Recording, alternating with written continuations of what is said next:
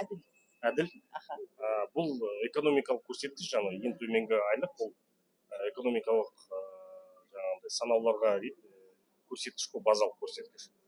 Бірақ ол міндетті түрде барлық жұмыс берушілер сол айлықтың деңгейінде қалдыру мәселесі емес. Жұмыс беруші негізі өзінің қызметкерлерін ынталандыру мақсатында жалақыны көбірек қою керек. Ол әрине 150 мың теңгеден қазір айлық жетпейді ешкімге.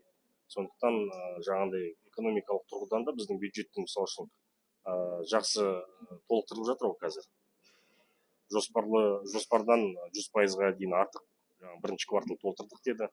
Енді экономикамыз жағдай дұрысталып жатса, міндетті түрде оны қайта қарастырып, оны ол шектік деңгейді біз көтеруіміз керек. 85 мың 150 мыңға көтеру мәселесі қаншалықты арада шешілуі мүмкін? Оны мен нақты айта алмаймын, өйткені ол жаңа есеп жасау керек. Экономикамыз бүгінге шыдай ма, шыдамай ма? Өйткені оған байланған жаңа пенсиямыз бар, басқасы бар, оның барлығы өседі. Бюджет соны қазір көтере ала ма, жоқ па, соған байланысты. Оны экономика министрі мен қаржы министрі санап, жалпы қоғамның алдына шығару керек.